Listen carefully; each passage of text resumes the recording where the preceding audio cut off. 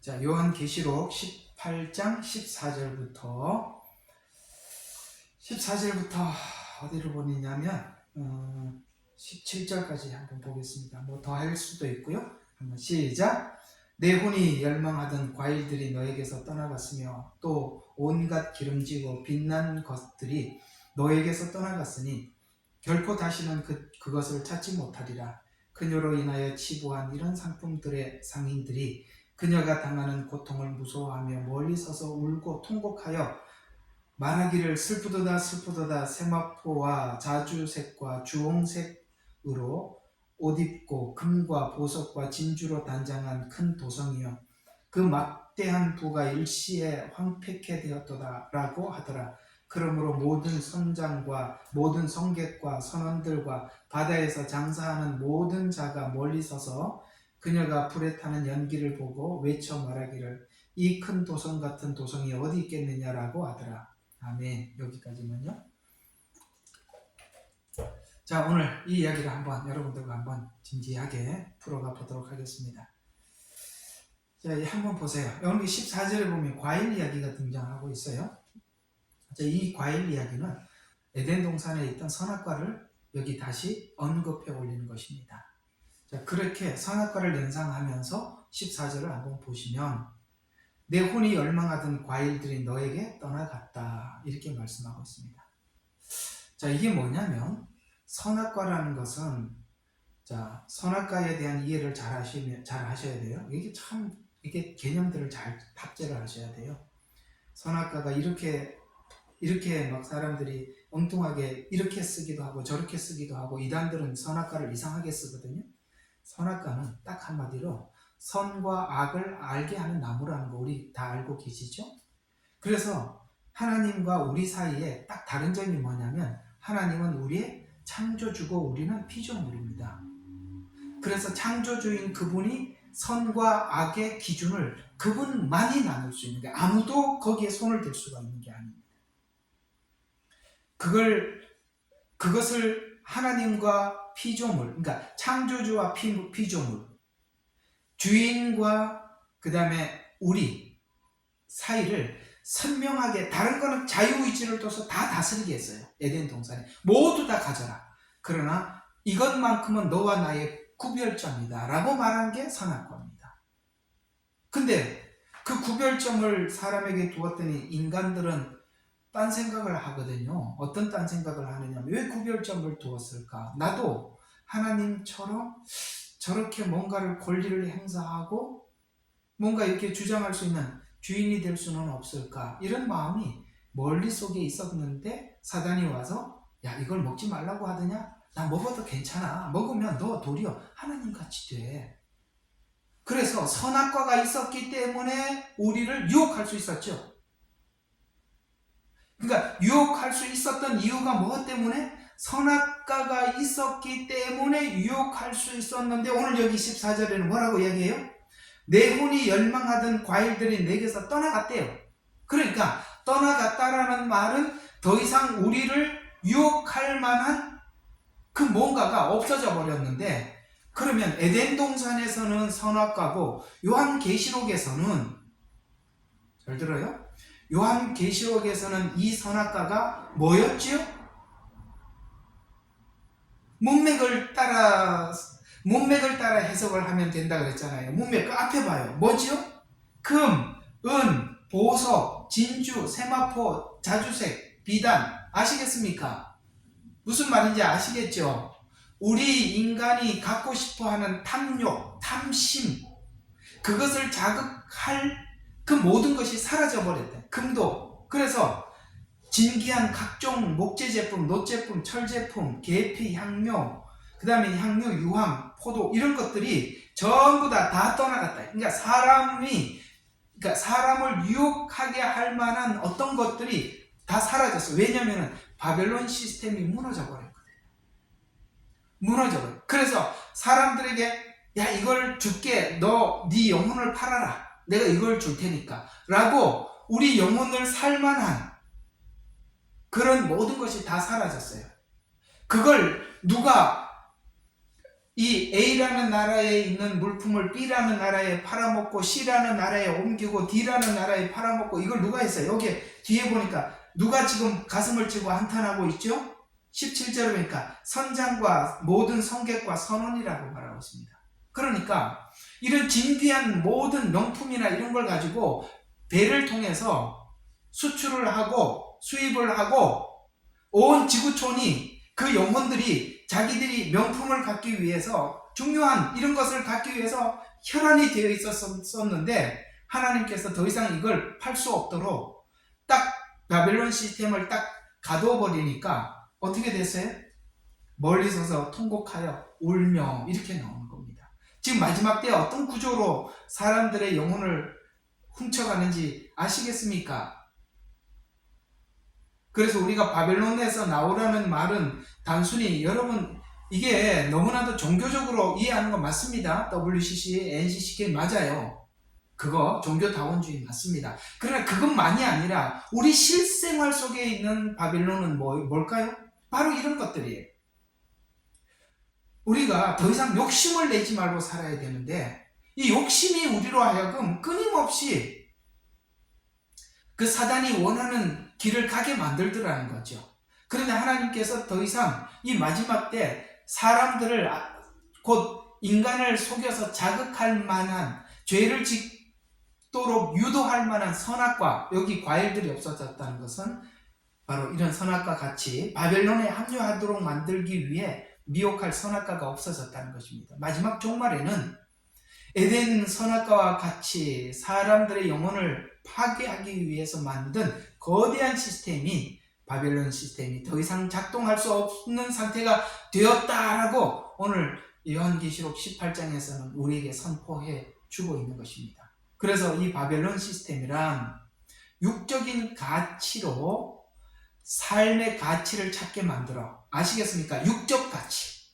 그래서 신앙은 무엇이냐면 우리가 육적으로 가치 있게 여겼던 것을 내려놓고 하나님의 혼적 가치, 영혼의 가치로 무게를 담는 것인데 문제는 육적 가치는 보이는 것이지만 영혼의 가치는 안 보이는 거니까 이거는 하나님께서 은혜를 주셔서 믿음을 갖지 않으면 결코 가질 수 없는 이것이 가치 있다라고 보지 못하는 것인데 저와 여러분이 여기에 많은 무게를 두고 가치를 두는 이유는 이것은 하나님의 은혜 때문에 우리가 그것을 얻게 된 거예요. 믿습니까? 예, 보이는 것은 지나가는 것이고 순간이고 모두가 그냥 지나갈 뿐입니다. 자, 요한일서 이 말씀이 여기 이렇게 잘 나와 있어요. 요한일서 1장 16절에서 17절 아닌데 요한일서 이 세상이나 이 세상에 있는 것들은 모두 지나간다 라는 말씀이 어디 있어요? 하도 이제 2장 16, 17 고맙습니다. 이 누군지 너무 감사합니다. 2장 16, 17절 그러니까 막 이렇게 하나님이 뭘 주시면 막 마음은 급하고 막 타자는 빨리 앉아지고 그러다 보면 이런 게 있어. 그 끝나니 여러분 설교하기 전에 꼭 한 번씩 확인하는데도 꼭 그래요. 한번 다시 우리 같이 한번 시작. 15절부터 봐야 되겠어요. 시작. 세상에 있는 것들도 사랑하지 말라. 누구든지 세상을 사랑하면 하나님을 사랑함이 그 안에 있지 아니하나니. 맞지요? 세상을 사랑하면 하나님을 사랑하는 게 그 안에 있지 아니하니. 이는 세상에 있는 모든 것이 육신의 정욕과 안목의 정욕과 생의 자랑 이것이 선악과란 말이에요. 육신의 정욕. 그래서 사람들이 육신의 정욕 때문에 돈 벌고 사는 거 아닙니까? 그죠? 안목의 정욕이 뭐예요? 보는 것마다 가지고 싶으죠. 안목의 정욕이죠. 생의 자랑은 뭡니까? 사람들한테 내가 누구인지 이렇게 자기 정체성을 사람들에게 나타내고 살고 싶은 욕구들이죠. 사람들이 여기에 모든 삶의 모든 것을 목매고 사는 것입니다. 그래서 이런 것들은 뭐 한다고요? 자, 17절 정말 중요한 얘기입니다. 다 같이 시작. 세상도 세상 정욕도 사라지지만 하나님의 뜻을 행하는 자는 영원히 거하느니라. 사라지지만과 영원히를 대조하는 것입니다. 여러분, 사라지는 것에 목숨을 걸겠습니까? 오늘 여기 보니까 뭐가 사라졌어요? 과일이 사라졌어요. 더 이상 우리를 유혹하는 과일도 사라졌어요. 바벨론은 무너질 겁니다. 예루살렘 성은 영원히 갈 겁니다. 성경은 뭘 이야기합니까? 영원과 사라질 것 사이에서 보이는 것은 잠깐이라고 말씀하고 있는 것이죠. 우리는 여기에 더 이상 목매이지 않습니다. 자, 파괴된 이 바벨론에 대한 애가에 관한 말씀이 이제 이어서 17절부터 19절까지 이어지고 있는데요. 자, 이 파괴될 바벨론에 대한 애가는, 로마는 상업과 무역을 통해서 번영한 나라입니다. 그래서 그 당시에 모든 것은 로마로라는 말이 있을 만큼 그런 나라였습니다. 지중해를 통해서 무역을 했었고, 대서양과 그 다음에 홍해 지배권을 확립하면서 활동해 왔습니다. 홍해와 대서양을 지배권을 확립했었죠. 그래서 우리가 그 세계 역사들을 보면 이 세계를 주름 잡았던 모든 나라들마다 바다를 사로잡았던 것을 알 수 있습니다. 그렇죠? 로마, 네덜란드, 영국, 이런 모든 나라들은 해양을 중심으로 해서 모든 세계의 강대국이 되었었죠. 그런 것처럼 로마도 그랬었습니다. 그래서 왕과 귀족들의 사치스러운 생활이 해상 무역을 통해서 많이 하게 했습니다. 그러나 하나님께서 왕과 귀족들을 무너뜨림으로써 그들이 애곡하고 있습니다. 바다를 중심으로 세계를 하나로 묶어서 무역을 하면서 세계가 하나의 지구촌으로 만들어서 큰 바벨론을 구축하게 되었다고, 이렇게 우리에게 오늘 17장에는, 그러니까 18장에서 우리에게 밝히고 있는데, 이게요 구약의 다니엘서에는요 아주 짧게 예언으로 남아있거든요. 절대 알 수가 없었어요. 그게 어디 나오느냐면 바로 다니엘서 12장입니다. 자, 다니엘서 12장으로 빨리 옮겨갑시다. 다니엘서 12장 4절. 이 말이 한 절에 너무나도 많은 이야기를 담고 있어요. 12장 4절. 다니엘아, 마지막 때까지 그 말씀을 닫고, 그 말씀은 뭐죠? 다니엘에게 보여준 예언이죠. 앞에 있던 예언이죠. 그걸 닫으랍니다. 그리고 그 책을 봉인하라. 그러면서 그때에는 많은 사람이 이리저리 달릴 것이요. 여러분, 이리저리 달릴 것이요. 그러니까 다니엘이 이 예언을 하면서 그때 마차를 타고 다녔는데 이리저리 다닌다는 게 그 반경이 어디까지냐 이거죠. 우리는 지금 알죠. 지구는 하루 만에 어디든지 도착할 수 있습니다.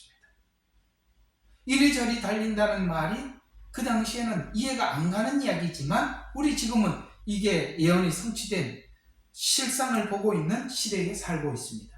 자, 그 다음에 이리저리 달릴 것이요. 그 다음에 지식이 증거하더라. 너무 기가 막히죠. 이리저리 달린다, 지식이 증거하더라.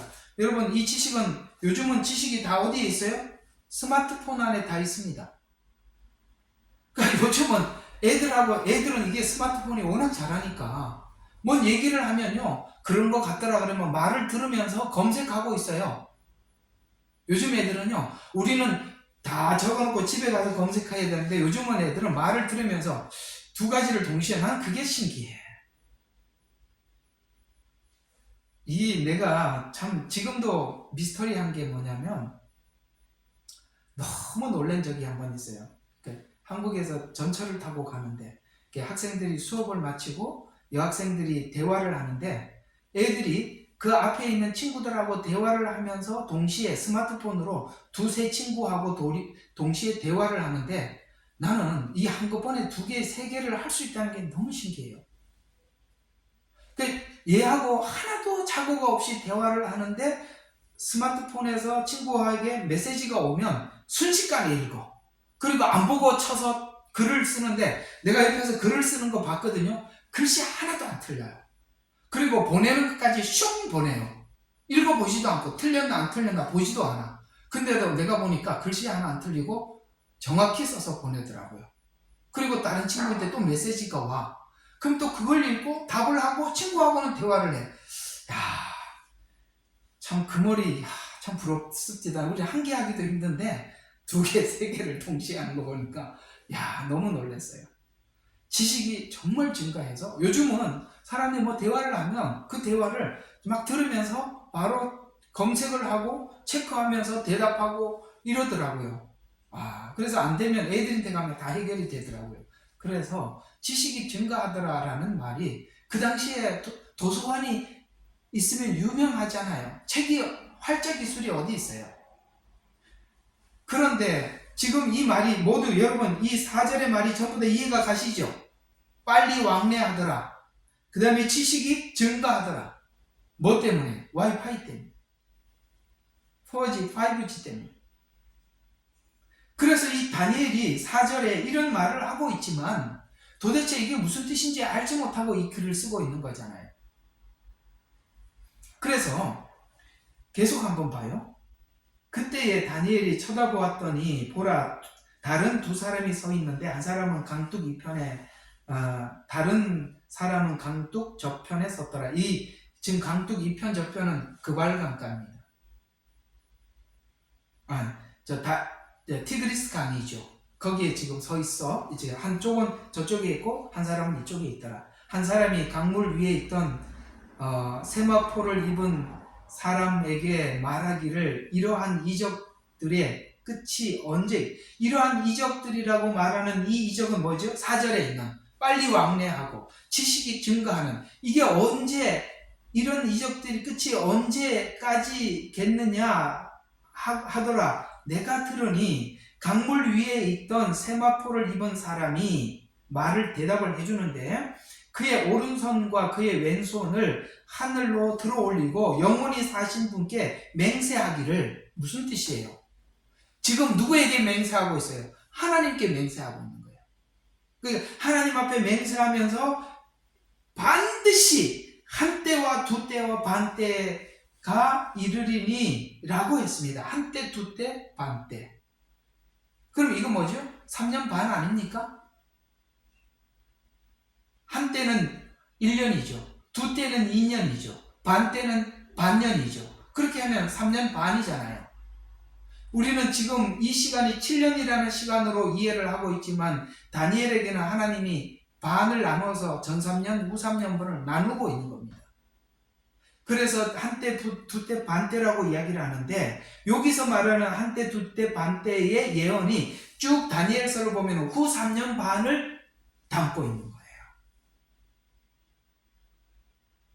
굉장히 전 3년 반은 부흥기고 회복기고 하나님 앞에 돌아오는 시간이라고 한다면 후 3년 반은 적극적으로 유대인들이 구원받는 시간이고 유대인들이 하나님 앞에 왕창 돌아오는 시간입니다. 그래서 계속 봐요. 이렇게 얘기합니다. 한때, 두때, 반때가 되리니 그가 거룩한 백성의 권세를 흩어버리는 것이 마치게 되면 그 모든 일이 끝나게 되리라. 모든 7년이 막을 내리는데 내가 들었으나 깨닫지 못해. 당연하죠. 예언하는 그가 어떻게 알겠어요? 모르죠. 그냥 내가 듣기는 들었지만 깨닫지 못하다. 그때에 내가 말하기를 오 주여 이러한 일들의 마지막에는 어떻게 되겠습니까? 라고 깨닫지 못하니까 다시 물었어요. 그랬더니 그가 말하기를 다니엘아 내 길을 가라. 무슨 말이죠? 알 필요 없어. 너는 여기까지 네 임무가 끝났어. 그냥 넌 내 길을 가. 왜요? 이걸 보는 사람은 따로 있는 거죠. 이 시간을 보는 사람은 따로 있어요. 예언하는 사람은 다니엘이지만 그 시간을 보는 거는 우리예요. 그래서 내 길을 가라. 이는 그 말씀들이 마지막 때까지 닫혀있고 요 마지막 때는 뭐죠? 바로 7년이 열리는 그 순간 그때까지 닫혀있고 봉해져 있을 것이다. 닫혀있고 봉해져 있으니까 중간에 아무리 해석을 해도 틀린 거예요. 그래서 지금까지 요한계시록을 많은 사람들이 해석하려고 달려들었지만 그 마지막 때 열려야만이 알 수밖에 없는, 그래서 지금까지 이 요한계시록을 접근을 해서 사람들이 해석해 보려고 그렇게 노력을 했지만 실상은 이건 마지막 때가 되어서 그 봉이 열려야 된다라고 말씀하면서 마지막 때까지 닫혀있고 봉해져 있어요. 그러니까 봉해진 걸 자꾸 풀려고 하니까 정말 어떤 부분은 풀려져도 어떤 부분은 막힐 수밖에 없는 거예요. 그래서 요한계시록을 시원하게 이렇게 예언서라는 게 그런 특징이 있어요. 예언서는 우리가 하나님께 이걸 아셔야 돼요. 하나님께서 여러분과 제게도 항상 이게 말씀을 보는 겸손한 마음인데요. 하나님께서 알려주신 것까지만 아세요. 잘난 척 하려고 아는 척 하지 마세요. 그게 교만입니다. 그래서 모르면 모릅니다 라고 하는 게 제일 좋은 거예요. 저 사람은 뭐든지 다 알 거야. 그래서 사람들한테 물어러 왔어요. 근데 모르는 걸 아는 척 하면 그게 영적 교만. 자, 그래서 닫혀있고 봉해져 있을 것이다. 자, 그러면서 힌트를 주는데 이 마지막 때 일어날 역사와 은혜에 대해서 많은 사람들이 정결케 된답니다. 아멘. 여러분, 7년이라는 시간은 환란이 아니라 정결케 되고 연단되는 시간이라고 딱 지명하고 있잖아요. 짧게 그들을 연단하고 새롭게 변화시키는 시간들이, 그래서 정결케 될 것이며 희게 되고, 그 다음에 희게 되고 연단되리라. 그러나 악인들은 악하게 행하리라. 그래서 요한계시록은 악한 자들은 더 악하게 되고 하나님 앞에 연단될 자들은 더 정결케 되고, 이게 바로 마지막 때 있을 환란인 거예요. 아시겠죠? 그러니까 우리 모두는 이 마지막 때를 어떤 마음으로 맞이하게 되느냐면, 하나님 이 뜻을 알고 있는 우리들은 하나님 앞에 더더욱 연단되기를 구하고 소망하며 나가는 것입니다. 그리고 연단되기 위해서는 누군가가 이 복음을 전파해야 될 사람이 필요할 때, 하나님, 제가 이 복음을 전하는 자로 하나님 앞에 마지막 때 살아보겠습니다 라고 우리는 한 수 더 하나님 앞에 구하는 거예요. 누가 이 복음을 전할 수 있을까? 마지막 때의 시간을 아는 자들. 더 나아가서 시간을 아는 것으로 끝나는 것이 아니라 이 마지막 때 복음을 정확히 아는 자들. 낮 시간에 여러분들에게 설교하면서 잠깐 말씀을 드렸었습니다만, 제가 그 몽골에 가서 그 마음이 그렇게 아팠다고 한번 말씀을 드렸지 않습니까? 우리가 아무리 하나님 앞에 진실하게 나가려고 해도 이 복음을 모르면 그렇게 되는 거예요. 너무 안타까운 이야기지 않습니까? 내가 그걸 조금 돌이켜보려고 안 되는 말로 그렇게 얘기를 하려고 했습니다만, 자기는 그게 진짜라고 철석같이 믿고 있어요. 참 답답한 일이에요.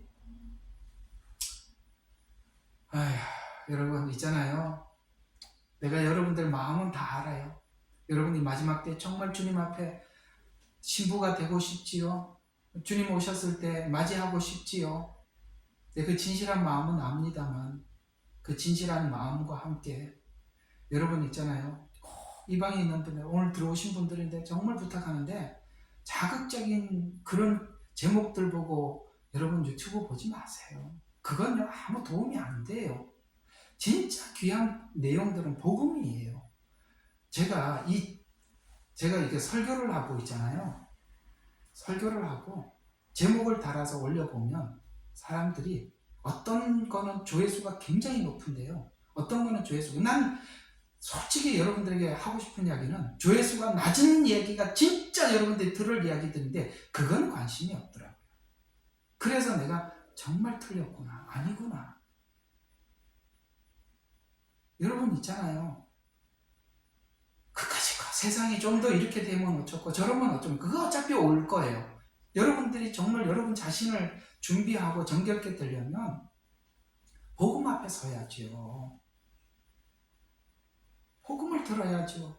이 복음적인 이야기들은 제목을 올려놓으면 듣지도 않고 말이지.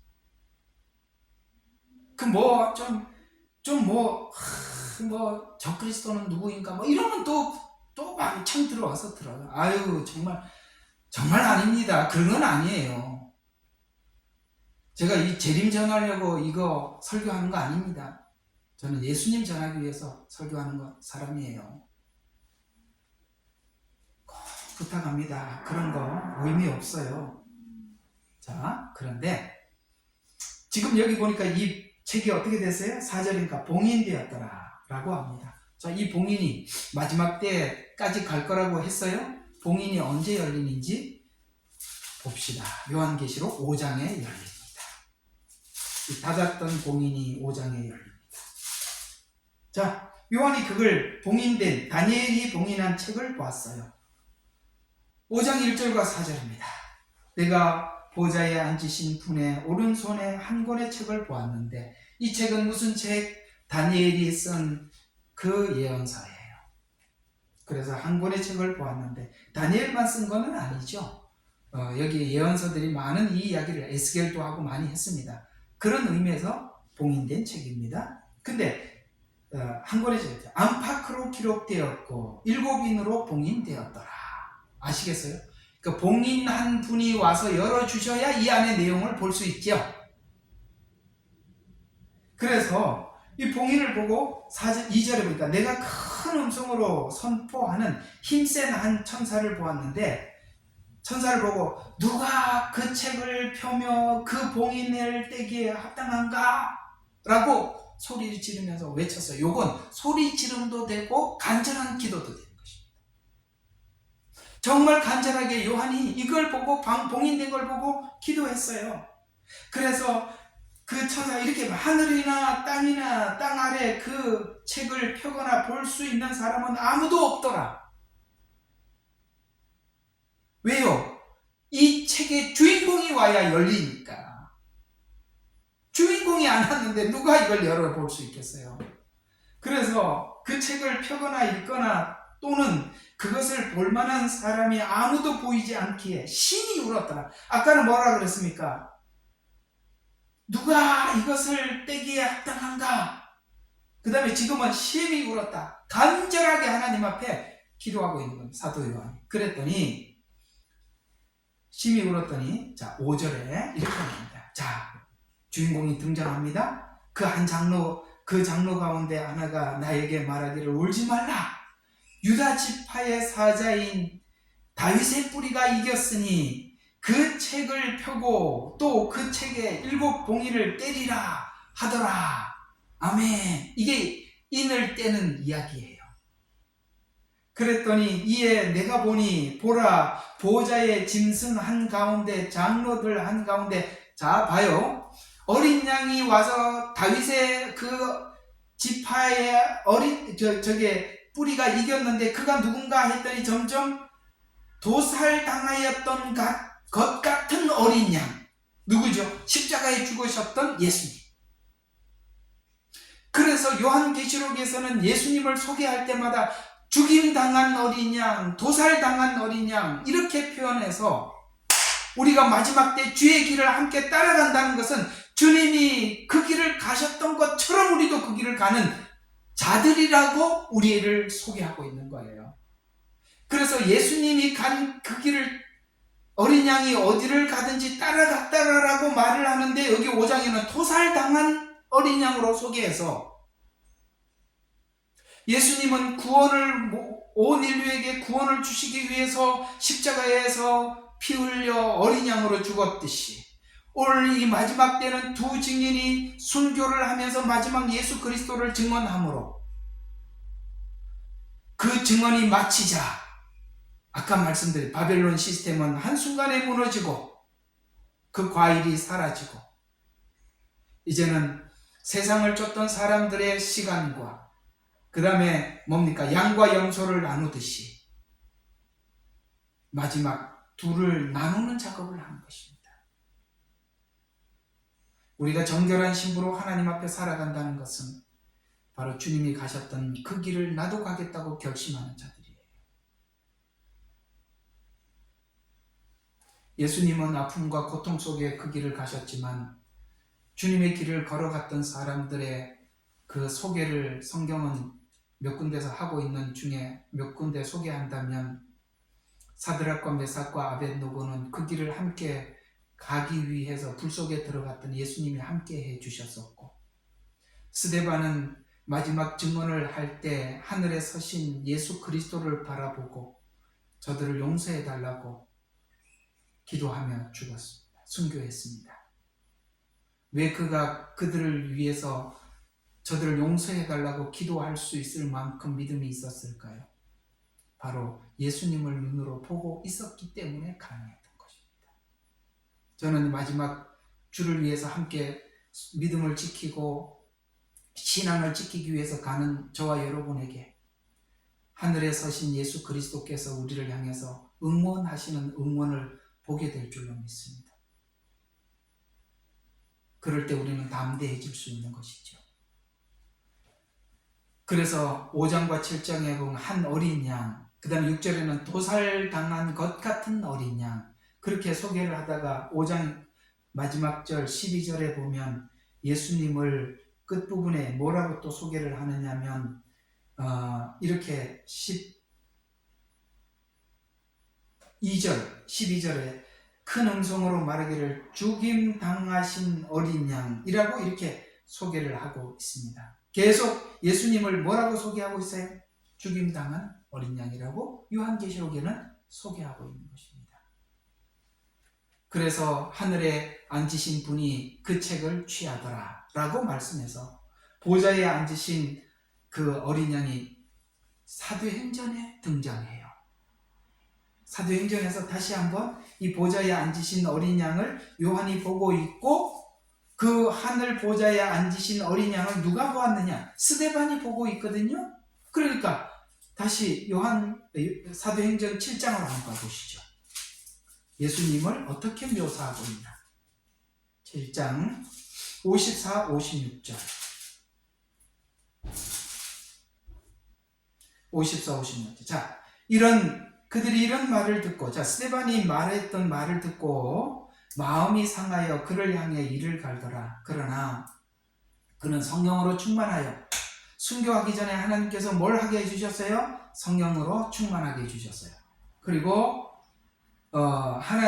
하늘을 주시하여 우러러보니 하늘의 영광과 예수께서 하나님 오른편에 서신 것을 보고, 예수님은 하나님 오른편에 왜 섰죠?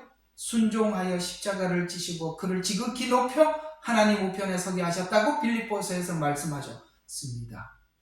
그래서 지금 하나님 말씀에 끝까지 순종해서 하나님 오른편에 서신 예수님을 보고 스데반은 지금 하나님 앞에 마지막 순교의 자리에 서서 어떻게 하고 있습니까? 예수님이 가셨던 길을 걷기로 결단하고 있는 것입니다. 그래서 오른편에 서신 것을 보노라 하니 그때 그들이 큰 소리를 지르며 자기들의 귀를 막고 일제히 그에게 달려들어 그를 성읍 밖으로 끌어내어 돌로 치고 증인들은 겉옷을 벗어 사울이라고 하는 한 젊은이 발 앞에 두니라. 여러분, 사울의 신앙 모델이 누구 같아요? 사울이란다. 바울의 신앙 모델이 누구 같아요? 바울을 만든 건 스데반입니다. 아시겠습니까? 바울은 지금 이 순간을 잊지 못합니다. 그리고 이것이 바울의 신앙의 근본이 됩니다. 그는 마치 스데반은 한순간 순교하고 끝이 났지만 바울은 날마다 죽노라 매일매일 순교하는 삶을 살아서 오늘 저와 여러분에게 복음을 전했던 것입니다. 복음을 전하는 자, 어떻게 살아야 하는지 우리에게 말씀하고 있습니다. 자, 여러분, 오늘 이야기가 요지가 그겁니다. 다니엘에게 하나님은 마지막 하늘에 있을 내용들을 다니엘서 7장부터 12장까지 7장부터 12장까지 쫙 설명을 해주고, 그리고 다니엘은 이해는 못하지만 그걸 받아들입니다. 자, 여기서 한 가지 좀 여러분들에게 권해드리고 싶은 것이 있습니다. 여러분, 만약에 누군가에게 다니엘처럼 미래에 있을 예언을, 환상을 하나님께서 보여주신다고 해서 다니엘처럼 기록할 수 있을까요? 못하죠. 누구만이 이걸 기록하느냐면 믿음이 있는 자만이 이것을 기록으로 남기는 것입니다.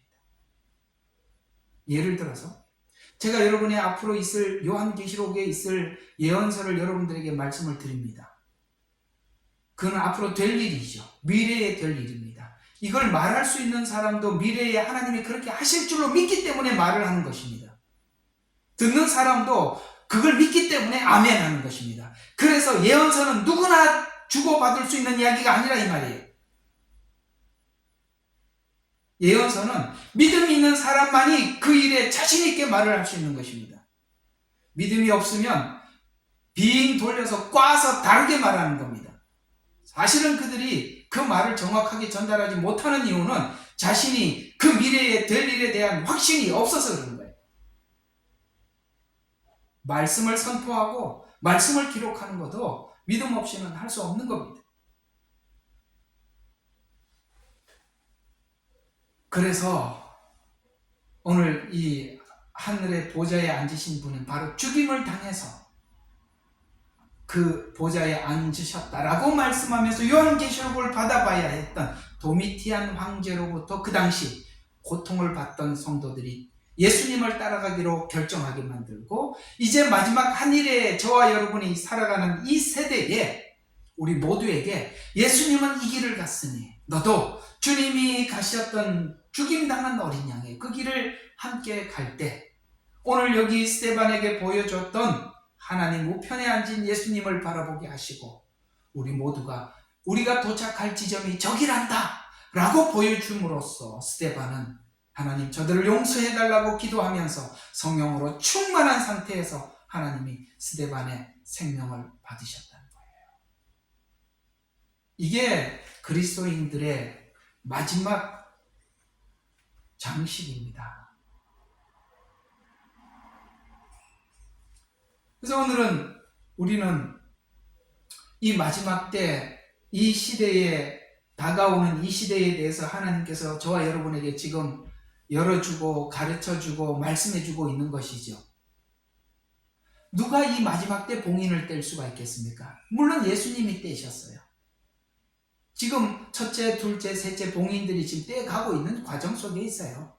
세상에 일어나는 모든 일들은 요한계시록이 지금 열리고 계시가 완성되고 있는 과정 속에 있는 거예요.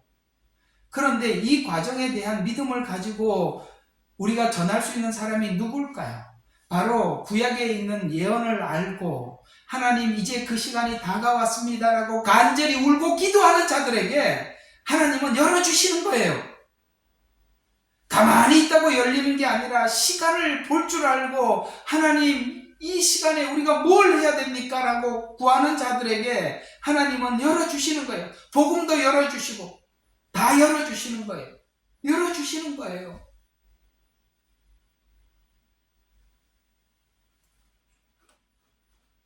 참 감사하지 않아요? 하나님께? 우리가 뭔데 이렇게 열어주십니까? 우리가 뭔데 남다르게 이 시대와 상황을 깨닫게 해주십니까? 목회를 하면 한 가지 뚜렷하게 알아질 수밖에 없는 게 있어요. 하나님께서 말씀을 열어주시는 걸, 제가 여러분들을 위해서 말씀을 듣는 사람들을 위해서 제게 하나님 말씀을 주시는 거거든요. 그 말씀을 주시는 걸 보면 여러분들에게 뭘 말하고 싶어 하는지 하나님이 알게 해주시는 거예요. 그래서 사람들이 지금 이게 문제구나, 이걸 해결해야 되는구나, 이렇게 하나님 앞에 말씀을 받으면서 제가 알게 돼요. 근데 참 이렇게 말씀을 막 주시는데 너무 사실 저도 마음이 너무 벅차요. 그래서 설교 준비를 한 편을 해놓고 나면 이게 가슴이 벅차갖고 앉아있을 수가 없어서 바람 쐬고 어디를 가는지도 모르고 한참 빙 돌다가 들어와요. 이게 그런 시간을 갖지 않으면 제가 견딜 수가 없어서 그래요. 설교를 마치고 나면 이게 너무 마음에 이게 열이 나서 있을 수가 없어요. 그건 제가 설교를 하면서 느끼는 것은 여러분에게 주시고자 하는 그 하나님의 간절함이 제게 이렇게 느껴져요. 참 그래서 참 하나님께서 참 여러분들을 참 사랑하시고 이렇게 말씀을 주시기를 참 원하시는구나 라는 생각에 참 감사해요. 너무 감사해요. 우리는 더더욱 이 마지막 때에 이 복음을 우리에게 알려주셨고 전파하라고 하셨으니 오늘 사도 요한이 봉해진 이 예언서를 보고 뭐 했다고요? 심히 울었대요. 우리는 또 울 수 있는 시간이 다가왔죠? 그래, 장 선교사님이 오시면 또 울면서 기도하자고 할 겁니다. 얼마나 감사해요. 우리 하나님 앞에 좀 울고 구합시다. 그래서 우리 나만 천국 가야지, 나만 마지막 구원 받아야지, 이걸 훨씬 넘어서서 옆에 있는 모든 사람들에게 우리가 하나님 마지막까지 할 수 있는 일이 무엇입니까? 라고 묻고 우리가 할 일들을 할 수 있도록 그렇게 하나님 앞에 구하도록 하겠습니다. 21절부터 마지막 절까지는 이제 다음 주에 한 번 더 18장을 하고 이제 19장은 신나는 이야기가 될 겁니다. 오늘은 무너진 이야기지만 이제 다음 장부터는 이제 승리의 소식들, 할렐루야 할렐루야 찬송이 울려 퍼지는 내용들로 여러분들을 찾아뵙도록 하겠습니다. 일단은 기도하고 마치고 우리 장하나 선교사님께 제가 이 마이크를 옮기도록 하죠. 기도하겠습니다. 하나님, 오늘은 요한계시록 18장을 통해서 귀한 은혜 주셔서 감사합니다.